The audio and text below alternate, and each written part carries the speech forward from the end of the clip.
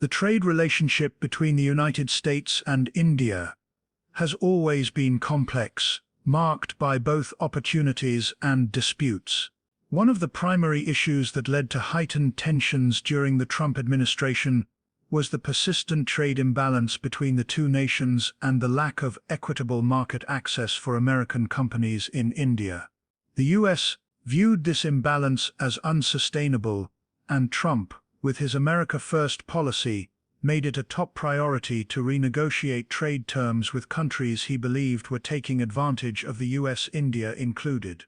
India had, over the years, implemented a series of protective measures to boost its domestic industries.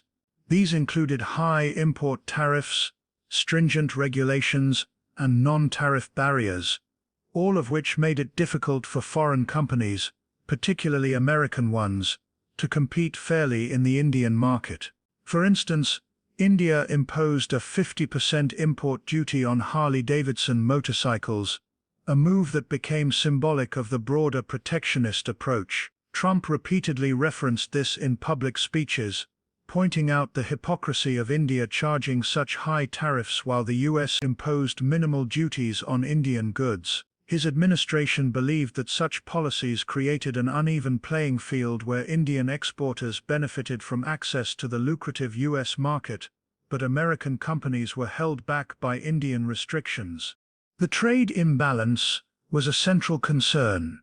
In 2018, the U.S. trade deficit with India stood at over $21 billion, a figure that Trump cited frequently as evidence of unfair trade practices. While India argued that its economy was still developing and needed protective measures to support local industries and create jobs, the U.S. did not accept that rationale anymore, especially given India's growing role in global commerce and its rapid technological advancements. Trump's administration emphasized that as a rising global power, India had a responsibility to adopt more open and reciprocal trade policies. Beyond motorcycles, American agricultural products also faced significant barriers in India. The U.S. wanted greater access to the Indian agricultural market, which remained tightly regulated. India had maintained restrictions on imports of certain products, citing sanitary and phytosanitary concerns. However, the U.S. felt that many of these regulations were arbitrary and aimed at protecting Indian farmers rather than ensuring public health. This made it difficult for American farmers to expand their reach into the Indian market, even though India's growing middle class created a strong demand for high-quality food and agricultural goods. Another flashpoint was the pharmaceutical and medical device sector. American companies complained that Indian price controls on medical devices such as stents and knee implants made it unviable to operate profitably in India. These price caps, implemented to make healthcare more affordable for Indian citizens, were seen by U.S. companies as a form of government overreach that harmed innovation and limited patient access to high-quality products. Despite efforts to negotiate a resolution, these concerns remained unresolved and fueled broader dissatisfaction with India's trade policies. To push back against these practices and force India to make concessions, Trump's administration escalated pressure tactics. The threat of a 25% tariff was not merely a policy proposal, it was a strategic move designed to grab attention and force a change in behavior. Tariffs, in Trump's view, were a powerful negotiating tool. By threatening to impose high tariffs on Indian goods, especially in sectors where India heavily relied on the U.S. market, such as textiles, engineering goods, and auto parts, the U.S. sought to compel India to lower its own tariffs and remove non-tariff barriers. This hardline stance also reflected a broader ideological shift in American trade policy. Under Trump, the U.S. moved away from multilateralism and sought to negotiate bilateral deals where it could leverage its economic might more effectively. India, which had often benefited from multilateral frameworks and special trade privileges like the Generalized System of Preferences (GSP), suddenly found itself facing a more confrontational US partner. The 25% tariff threat was one part of this pressure campaign, intended to bring India to the negotiating table on America's terms. The message was clear. If India wanted to maintain a strong economic partnership with the US, it would need to adopt more open, transparent, and reciprocal trade practices. While the Indian government pushed back, citing its right to protect its domestic industries and calling for mutual respect, the economic weight of the United States made it difficult to ignore the pressure. The tariff threat was a signal that the US was willing to act unilaterally and punitively if its concerns were not addressed, even with allies. In sum, the 25% tariff threat was rooted in long-standing frustrations over trade imbalances and limited market access for American companies. Trump used aggressive rhetoric and economic pressure to highlight what he saw as systemic inequities in the US-India trade relationship. By threatening high tariffs, the US aimed to force a shift in India's protectionist policies and open new opportunities for American exporters. Whether or not the strategy was effective is still debated, but it undeniably changed the tone of US-India trade relations and underscored the growing importance of balanced and fair economic partnerships in a rapidly shifting global order.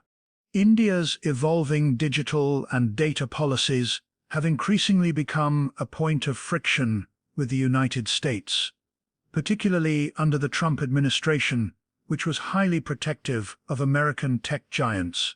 While India's digital economy was rapidly expanding, the Indian government began implementing a series of regulations aimed at protecting domestic data, asserting digital sovereignty, and promoting indigenous companies. These moves were seen as a threat by the US, especially as they directly impacted companies like Amazon, Google, Facebook, and others that relied heavily on unfettered access to global markets. The 25% tariff threat by the Trump administration was not just about physical goods, it also served as retaliation and pressure against India's tightening of the digital space and its perceived discrimination against American digital businesses.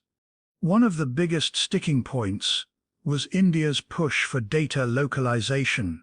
India introduced policies requiring companies to store data of Indian users within the country. This was justified on the grounds of national security, data privacy, and ensuring Indian regulatory access. While these concerns resonated with Indian lawmakers and much of the public, they sparked serious opposition from US corporations and government officials. For global tech companies, being forced to establish local data centers in every country was a logistical and financial burden. It undermined the core business model of many American firms that rely on cross-border data flows and centralized infrastructure to maximize efficiency and reduce costs. From the US perspective, India's policies were a form of digital protectionism. Washington viewed these requirements not only as a technical barrier to trade, but as a broader strategy to limit American influence in India's digital economy. By mandating data localization and promoting homegrown alternatives to US platforms, India was seen as building digital walls that could eventually restrict market entry, stifle innovation, and reduce profitability for American firms. The Trump administration responded with diplomatic pressure, public criticism, and ultimately, threats of economic consequences. The 25% tariff warning was part of that broader campaign to force India to reconsider and roll back these digital policies.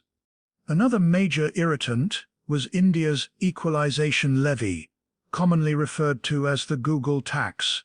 This was a 2% tax imposed on revenues earned by foreign digital companies from Indian users. It applied to a wide range of services, including online advertising, e-commerce, and digital platforms.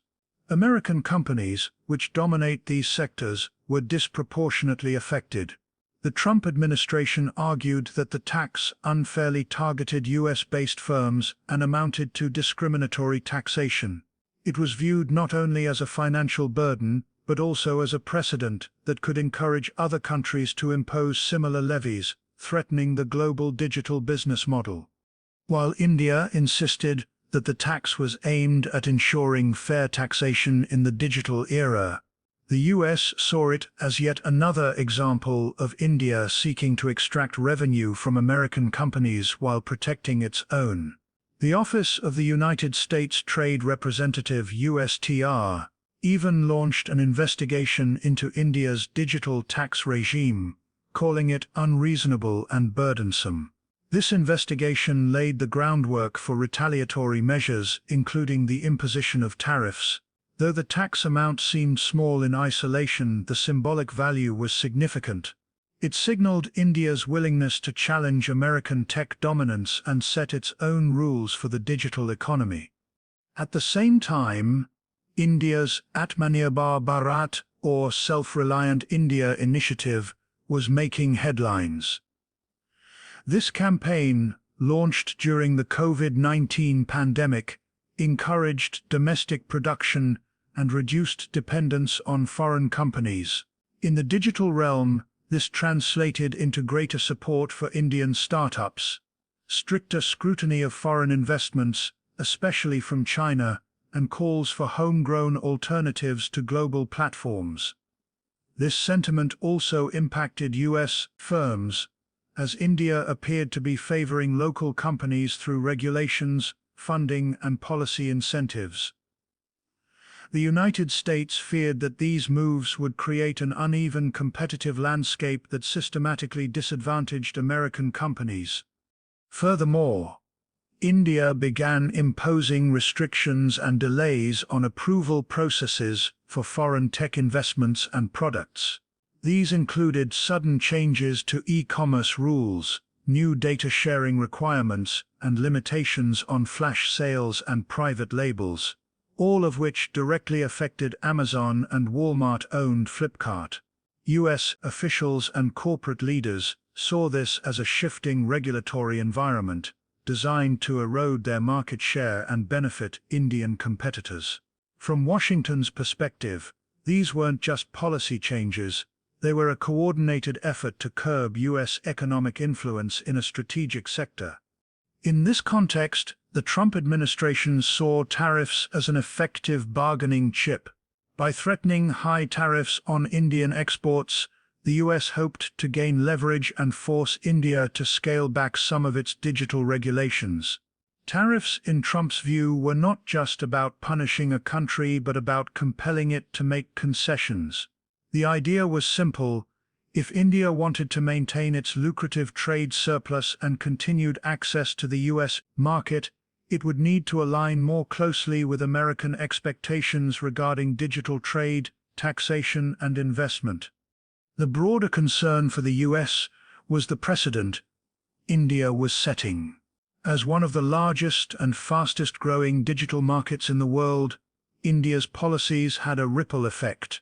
If India could implement data localization, digital taxes, and strict e-commerce rules without facing consequences, other countries might follow suit. This could result in a fragmented internet, multiple compliance regimes, and reduced dominance for US tech companies globally. Thus, India's digital regulations were not seen in isolation, they represented a battleground for the future of digital globalization and American economic leadership. Ultimately, the 25% tariff threat was an extension of America's desire to protect its digital empire and push back against what it perceived as India's drift toward digital protectionism. It was a message that if India wanted access to US trade benefits, it could not continue to close off its digital ecosystem. The clash revealed the deepening intersection between economics, technology, and geopolitics, and underscored how trade threats were becoming tools to enforce digital and data policy alignment in the 21st century. Geopolitical strategy played a major role in the Trump administration's decision to apply pressure on India, including the use of a 25% tariff threat. While the US and India have maintained relatively strong diplomatic ties, particularly in the context of balancing China's growing influence in Asia, Trump approached international relations with a transactional mindset. In this view, allies were expected to align not only in values but also in economic and strategic interests. If that alignment wasn't met, punitive measures such as tariffs were used as leverage to shift behavior. The US viewed its economic relationship with India as imbalanced, not just in trade terms but also in the way strategic cooperation was unfolding. The tariff threat was a way to assert that the benefits of partnership must be mutual, comprehensive, and measurable. The United States has long seen India as a critical partner in the Indo-Pacific, particularly as tensions with China have escalated. Shared democratic values, mutual concern about Chinese expansionism, and growing defense collaboration positioned India as a linchpin in American strategy to contain China's influence in the region. Under Trump, this strategic cooperation accelerated with defense agreements like COM-CASA Communications Compatibility and Security Agreement and the strengthening of the Quadrilateral Security Dialogue Quad, which includes the US, India, Japan, and Australia. However, Trump's view was that strategic alignment alone wasn't enough. There needed to be greater economic alignment as well. Trump believed that the US had been giving India too much, too freely, from defense technology transfers to access to American markets. The US was providing valuable benefits, but wasn't seeing equal returns. For instance, while India was purchasing defense equipment from the US, it was also diversifying its arsenal by buying arms from Russia. Similarly, although India supported the Quad and shared US concerns about China, it often pursued an independent foreign policy that didn't always align with American preferences. Trump viewed this independent stance as a liability, not a strength, and wanted to use economic tools to bring India into closer alignment. One area where this friction was particularly evident was energy trade. Trump had promoted the idea of the US becoming a major global energy exporter, and India, with its massive population and growing economy, was a prime customer.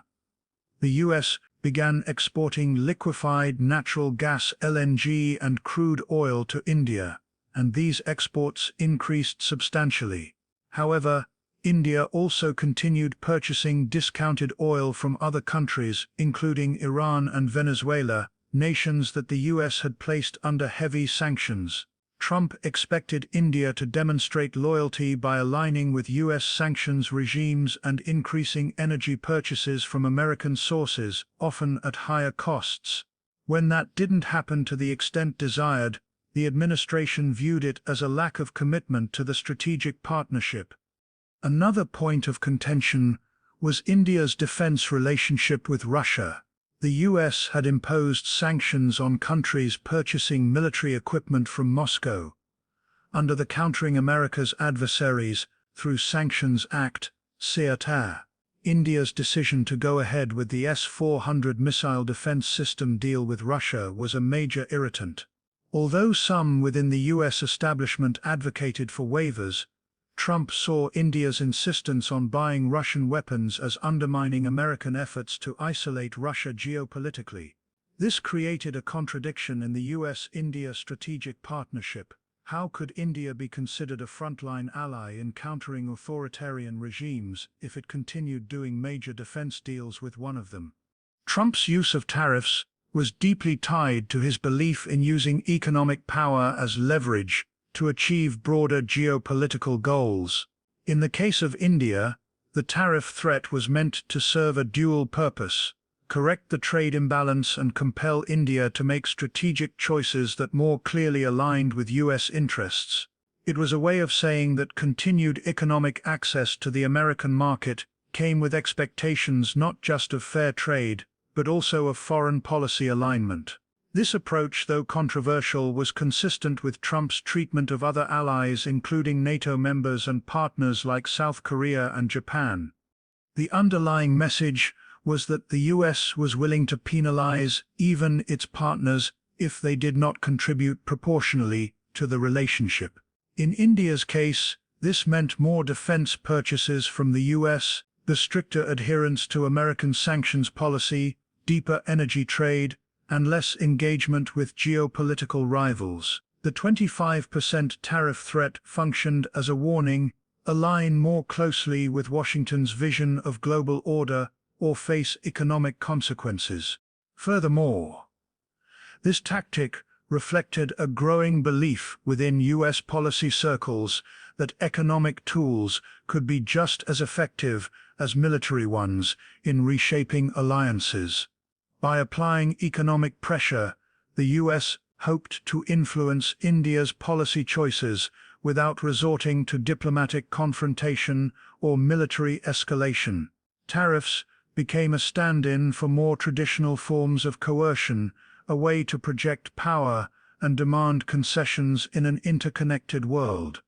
However, this approach risked backfiring. India is a proud, sovereign nation, with a long history of non-alignment and strategic autonomy. While it values its relationship with the US, it also guards against overdependence or appearing to be under foreign pressure. The tariff threat, rather than forcing alignment, could have undermined trust and led to increased resistance. India does not respond well to coercion, and any perception of being strong-armed risks alienating public and political sentiment. Still, from the Trump administration's standpoint, the use of tariffs was less about diplomacy and more about pressure. The calculation was that India valued access to the American market enough to make strategic and economic concessions. Whether or not that calculation was correct, it made clear that Trump's foreign policy blurred the line between geopolitics and trade, treating them as part of a single unified negotiation. In conclusion, the 25% tariff threat against India was not simply an economic measure. It was a geopolitical tool aimed at tightening US-India strategic alignment in a rapidly changing global landscape. It reflected a belief that economic leverage could and should be used to shape foreign policy behavior, even among allies. The pressure campaign was rooted in Trump's broader doctrine that every alliance must deliver measurable, reciprocal benefits across both strategic and economic dimensions. The removal of India from the US Generalized System of Preferences, GSP, and the subsequent threat of a 25% tariff by the Trump administration were part of a broader economic pressure campaign aimed at reshaping the trade relationship between the two countries. The GSP program allowed developing countries duty-free access to the US market for thousands of products, helping smaller economies grow their export base. India was the largest beneficiary of the program, with over $6 billion worth of exports entering the US under GSP. This included a wide range of goods such as textiles, auto parts, engineering products, and agricultural items. Revoking India's GSP status sent a strong signal that the US was willing to use economic tools to enforce its trade demands. The decision was officially justified on the grounds that India was not providing equitable and reasonable access to its markets for American goods and services. The US government, particularly under Trump, believed that India was benefiting disproportionately from the trading relationship. India's export-heavy approach, combined with high tariffs and regulatory barriers on American imports, was framed as unfair by the US administration. While India maintained that its policies were consistent with World Trade Organization (WTO) rules and reflective of its development needs, Washington was no longer willing to accept these justifications without pushback. The withdrawal of GSP created immediate consequences for Indian exporters, especially small and medium-sized enterprises, SMEs that relied heavily on US demand. Many of these businesses had built supply chains and pricing models based on duty-free access, and the sudden imposition of tariffs affected their competitiveness. Products that were once price-attractive in the American market became more expensive, leading to a decline in orders, profit margins, and overall growth prospects. This economic strain on Indian SMEs was not incidental. It was a calculated move by the Trump administration to apply pressure on the Indian government through its domestic export economy. At the same time, the Trump administration was signaling that preferential treatment in trade relationships would no longer be unconditional. The message was clear. Benefits like GSP would be tied to tangible policy concessions. If India wanted to regain its GSP privileges, it would have to commit to lowering its tariffs on American goods, dismantle non-tariff barriers, and open up sensitive sectors such as agriculture, dairy, and medical devices to U.S. businesses. These demands were long-standing issues in U.S.-India trade talks, and Washington saw GSP withdrawal and tariff threats as effective ways to move negotiations forward. The 25% tariff threat was therefore an escalation of the same strategy. If removing GSP benefits wasn't enough to change India's stance, then direct tariffs on key exports would add another layer of pressure. Indian industries that were already facing losses due to the GSP removal would suffer further under the weight of new U.S. tariffs. Sectors like textiles, jewelry, and machinery, where India held competitive advantages, would be specifically targeted to maximize the impact. Trump's administration believed that this economic discomfort would compel India to return to the negotiating table with greater willingness to compromise. The economic pressure tactics were also aimed at creating internal political pressure within India.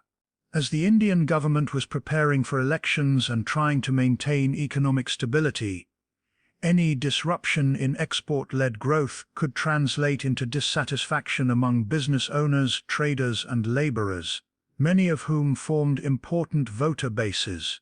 By increasing the cost of inaction for India's leadership, the U.S. hoped to trigger a policy shift in its favor. Tariffs, in this context, became a form of indirect political leverage designed to influence decision-making at the highest levels.